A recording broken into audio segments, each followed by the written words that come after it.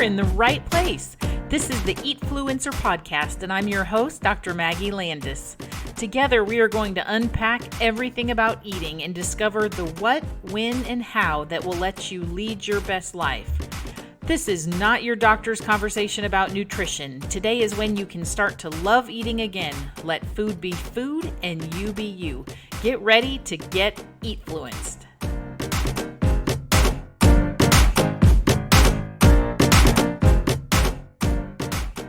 Hey y'all, welcome back to the Eatfluencer podcast. This is Maggie, your host, and you are listening to episode 29 today, which I've titled Measuring Progress in a Non-Diet Lifestyle. If you are new here, I'm so glad to have you. And if you are a returning listener, I am always just so flattered by your loyalty and glad that you keep coming back to learn about all the ways that diet culture has influenced us and all the ways we can get out from under that influence. That's my mission. I'm a physician and a public health nutritionist, but I work now in the anti-diet wellness space, coaching women how to finally quit their chronic dieting so that they can enjoy their life, enjoy food, get healthy, and get out of their own way. So that's what I do. If you're interested in finding out some more, the show notes have all the ways that you can access me on social media and my website and everything else. But here's what we're going to talk about today. I was inspired to do this after receiving a message on Instagram from a personal trainer.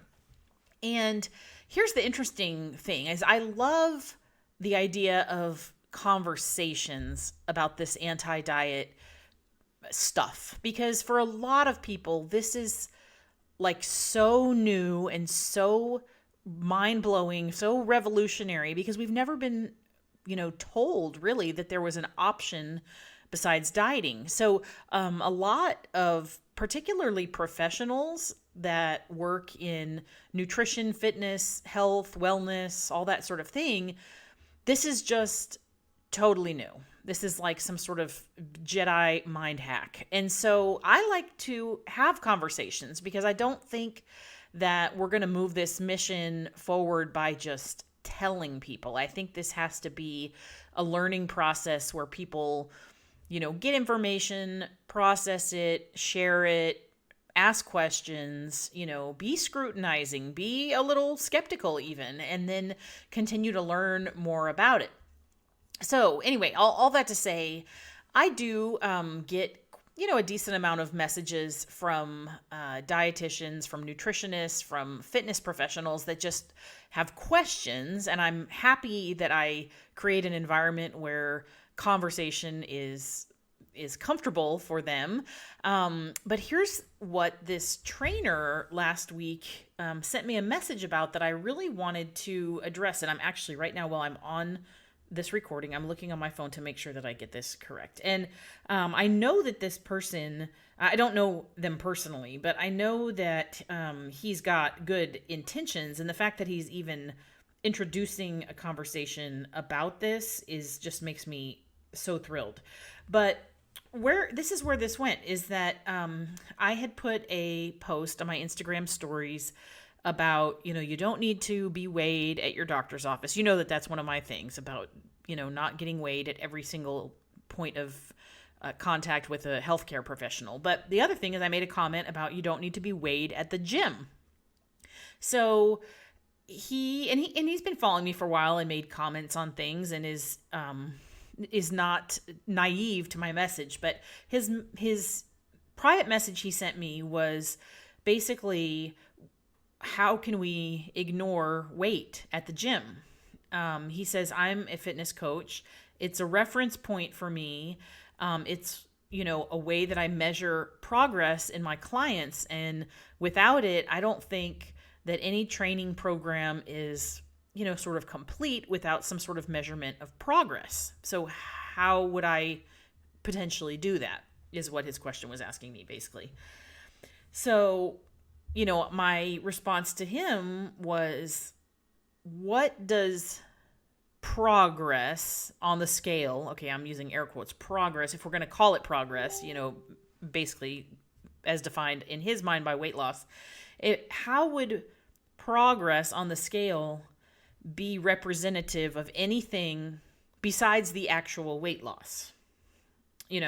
And he went on to respond to that. I mean, this was a very pleasant conversation. And he went on to respond, well, weight loss doesn't necessarily mean that much, but when people lose weight, they have more energy, they have more endurance, they have lower blood pressure, they have a healthier microbiome, they have a favorable glucose profile, blah, blah, blah, blah, blah. And he listed like a whole boatload of things that he said, his clients experience when they lose weight.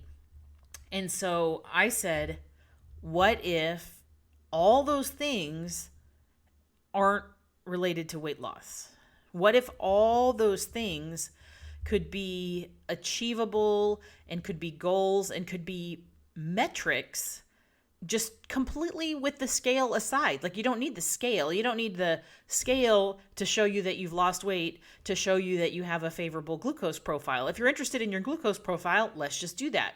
If you're interested in your endurance, well, let's get you on the treadmill and time you and measure your, VO2 max or whatever sort of, however deep this evaluation would be. But, all these things that he, in his mind, were byproducts of weight loss, I offered to him the idea that they may just be separate things. And if we focus on those things that are tangible, kind of like mile markers for his clients, then they'll know that they're making, quote, progress. Because the problem is we don't have control over our weight. This is what I keep talking about, is that the idea that your body weight is immediately under your control is basically a falsity. That is not true. It's not an actionable item by itself. It is not something you have complete control over. There's, over 100 factors that influence your body weight, and only a very small handful of those are things that you can change. Many of them are not. So let's just talk about what progress means. And I wanted to, his conversation inspired me, and it kind of ended by basically him saying, interesting, I'll have to think about that. I've never looked at it that way. But what I want to talk about on this podcast for you is how you can measure progress in your own journey, getting out of diet culture in a non-diet life. What does progress look like? All right. And I'm not talking about your blood work and your insulin sensitivity and your microbiome and all these things, because those are things that I consider sort of clinical progress in healing your body, but that's not something that you can do at home. You can't check your HDL cholesterol any day that you feel like. So what I wanted to bring up here is I have a list of, I don't know, I'm going to look here, about 10, 12 things that are things you would know are getting better or worse, and are very reasonable, objective, tangible, wayfinders as you start doing this, so that you don't feel lost.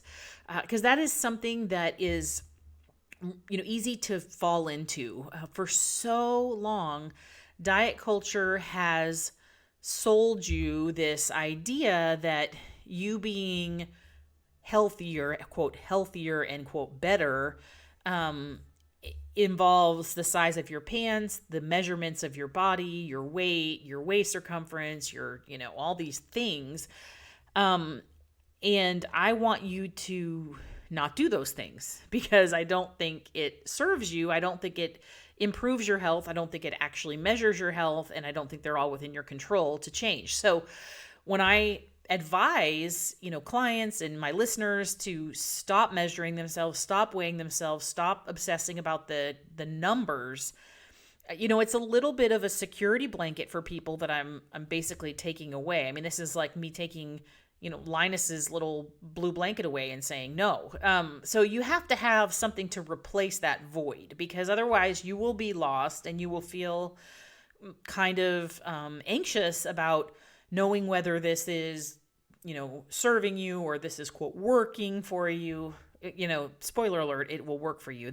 We are all intuitive eaters. We were born that way. We are designed to be that way.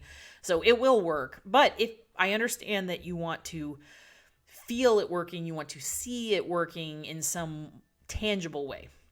So here are some ideas, and I'm going to run through these, kind of quickly and give each one a minute or so of attention. But I think you're going to really have your eyes open to wow, I don't have to weigh myself to know what's going on in my body and in my brain in relationship to food and eating.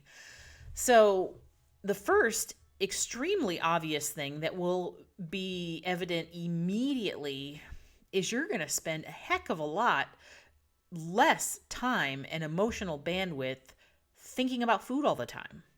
When you stop micromanaging every bite, every detail, logging everything, thinking about what you're doing next, thinking about what you just did, portioning, counting, just this constant crippling effect of trying to control every molecule of food. When you let go of that, it's liberating. You will have so much less stress, so much less time and money and effort just consumed about it. You'll really just eat and then it's over. Food doesn't kind of control every aspect of your day, including all this time when you're not eating, but you're thinking about eating or thinking about what you ate. Eating will just be a thing that happens, and then you're done, and then you have, the brain power and commitment to, really put into other things. So that will happen immediately. I mean, that happens in a few days, really, truly. And I would sort of challenge you to just sort of stop the diet and stop the diet cycle and see how quickly you can feel this, because it will be before the end of the week, I promise.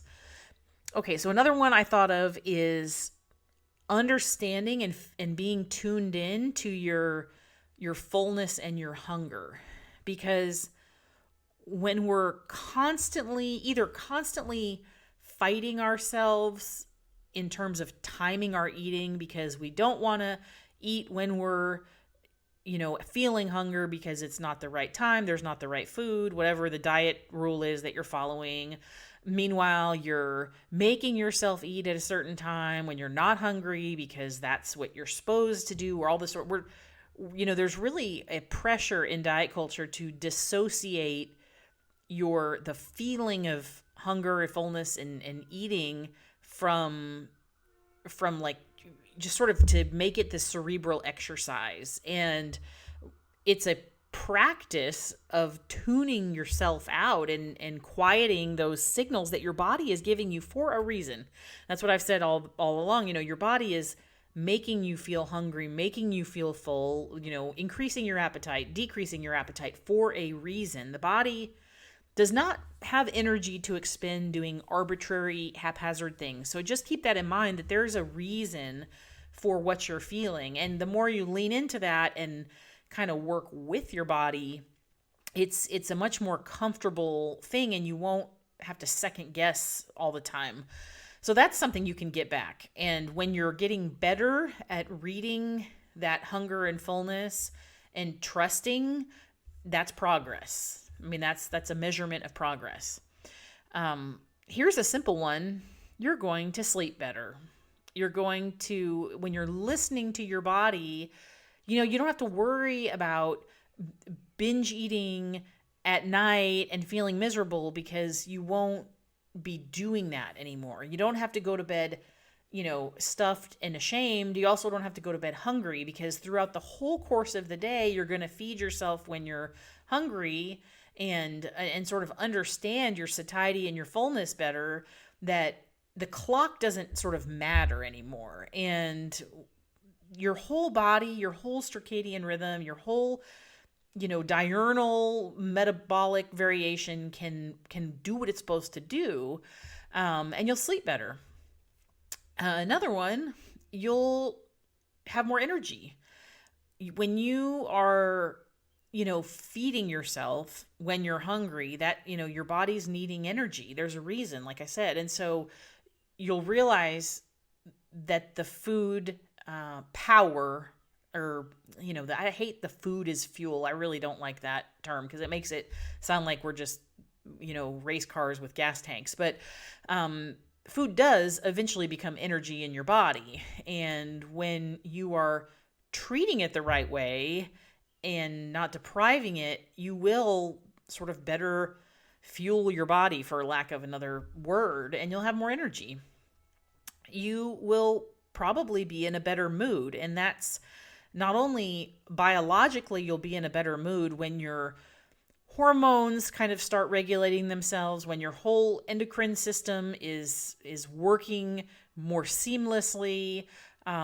You'll also be in a better mood because you won't constantly be thinking about what you're missing out on and what your friends are allowed to eat that you're not allowed to eat, and the things that you would like to do but you can't do because you'll be too uncomfortable around the temptation of food and all that sort of stuff. So you'll be in a better mood because your biologic systems will be functioning, more optimally. But you'll also be in a better mood because you can sort of lose that whole metacognition response about thinking about the food that you're eating or you're not eating, and the guilt and the shame and the second guessing and the micromanaging and the perfectionism. When that's all gone, there's a lot more emotional space to just, find joy in things and find peace.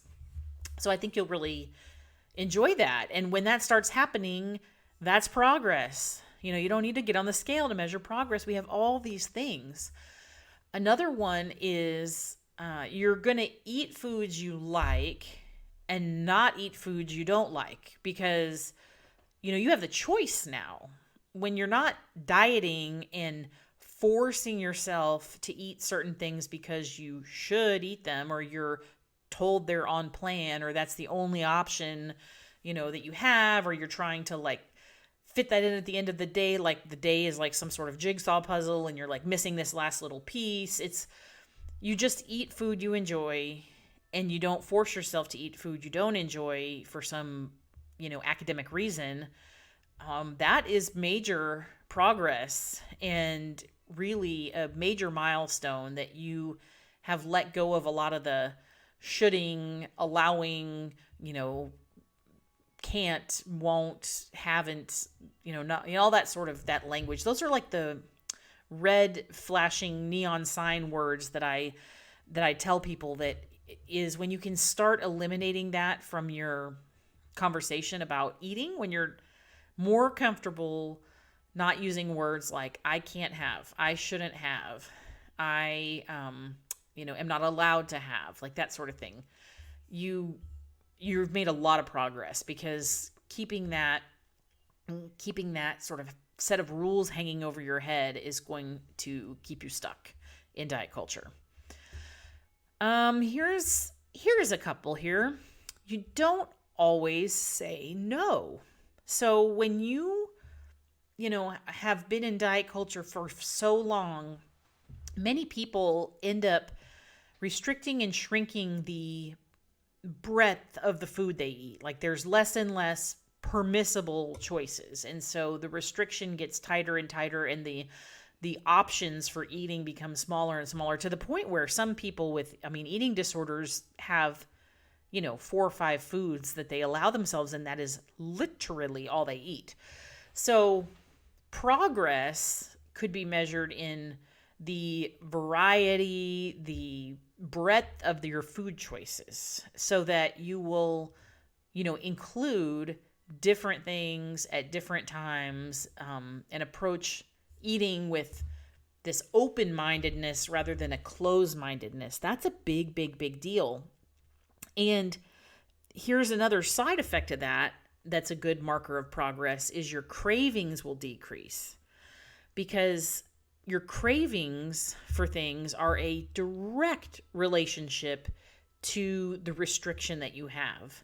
And the tighter, and more restrictive you think about things, your cravings for that food or that food group are going to increase, because your brain, the primitive brain just is like laser focused on finding what it does not have. So when you allow yourself to eat a bigger variety of foods and eat things that perhaps you had restricted or, had kind of off limits for a really, really long time, your cravings will go down.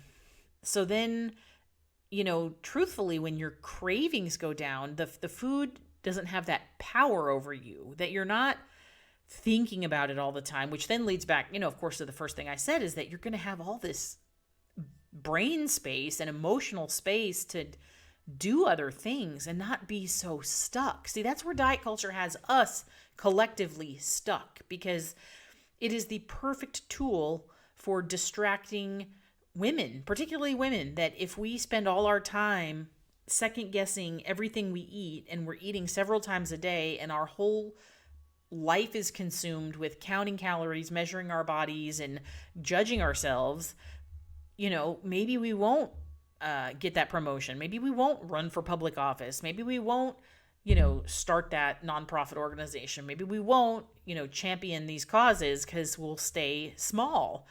And small, meaning way more than our bodies. That's my entire platform, is that we are being told to stay small, and we don't have to. You don't have to. I don't have to. We as a group don't have to. And shaking off this diet culture messaging is really the first step in then us coming into the space where we can confidently pursue all those things. Okay, so that's a little bit of a sidebar there, but y'all know I feel very strongly about this, and that is why I continue to do this work, and why I'm so excited that you're listening to this. And please share this, sort of message when you're around other people, as comfortable as you can be, as neutral as you can be about food language. It really, you are an influence to your little sphere of influence, even if it's just, people in your home or whatnot. But brings me to another point here. So the neutrality of language, and when, this is easier said than done, but when you can do this, it's a good measure of progress. When you no longer are labeling everything, quote, good and bad, and, this black and white thinking, this real sort of all or nothing thinking that things are totally permitted, totally off limits, things are healthy, or I'm doing air quotes, healthy or junk or clean, all of that stuff. There is no such thing. There's no clean food. Like, it's just food. There's no good food or bad food or perfect food. If we take the emotional sort of projection, the feeling off the food is just a thing, it's neutral. And we're giving it power. We're giving it personification. Just try as best you can to stop yourself when you use those words. And it is, like I said, this is easier said than done, because it's so sneaky, and we have ourselves so conditioned to label foods. But when you can undo that, you are making outstanding progress. All right.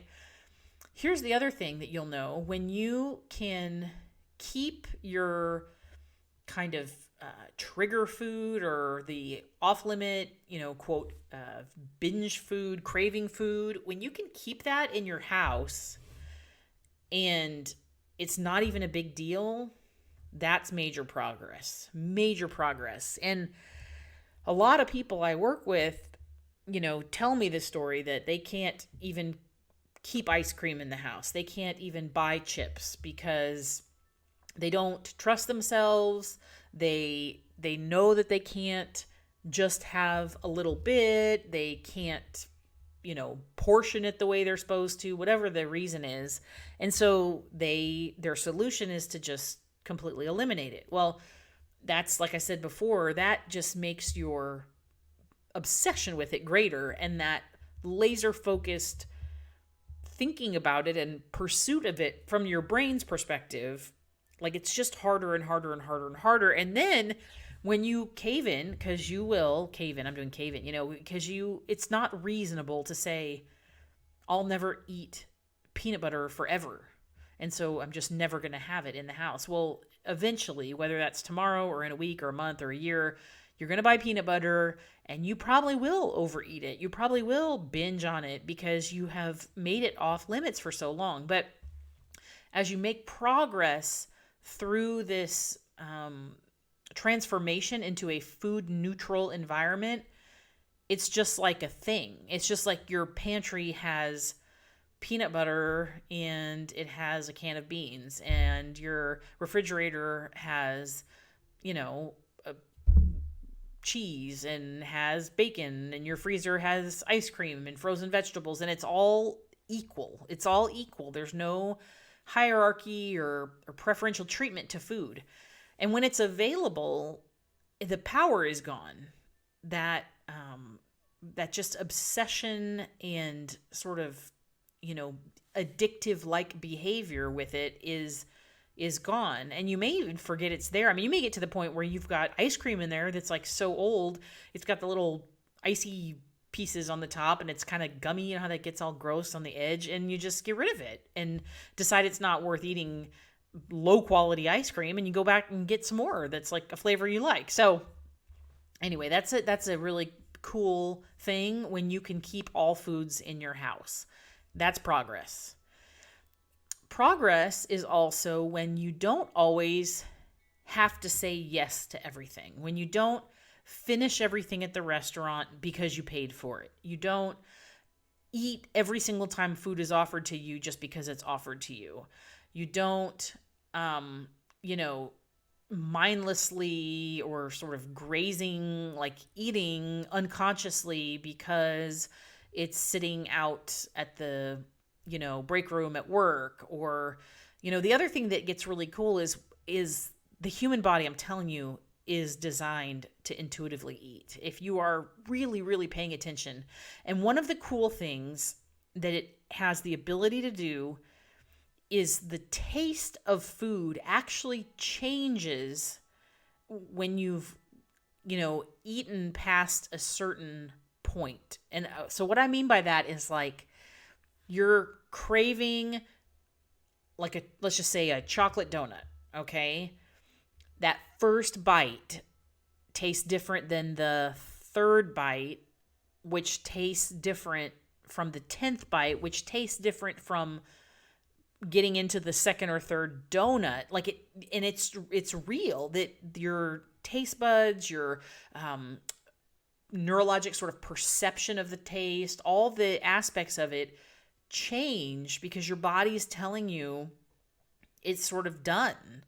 And that this is where the pacing yourself and kind of mindfully eating, it's not to slow down, to eat a smaller portion, to eat less calories. It's to slow down, to experience the food fully and understand when that experience is kind of over.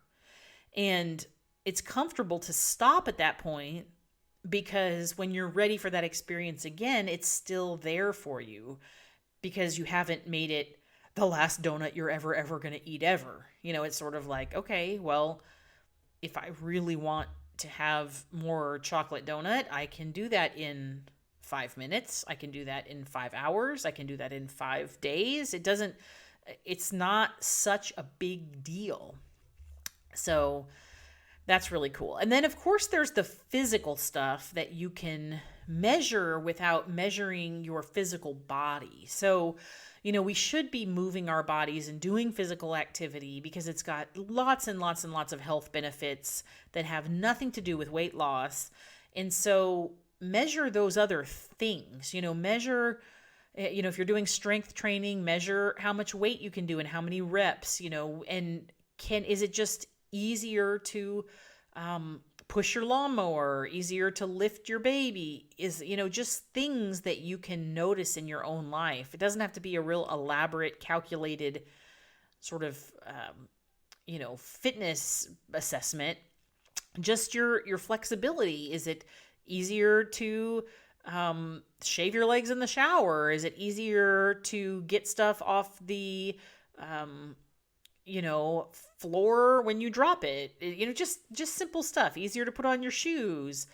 And when you start including movement and exercise just purely for fun, not to pay off your food, not to close your Apple Watch rings, you're just strictly doing it because it is a beautiful day outside and you want to clear your mind, and you put on your tennis shoes and you just go walking with no really, plan that it's going to burn so many calories or you're going to go so many miles in so much time. You're going to just move your body.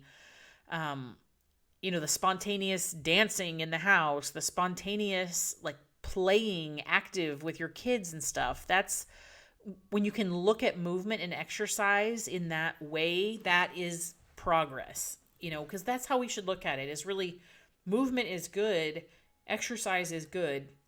Associating that with the permission to eat or punishment for eating is not good.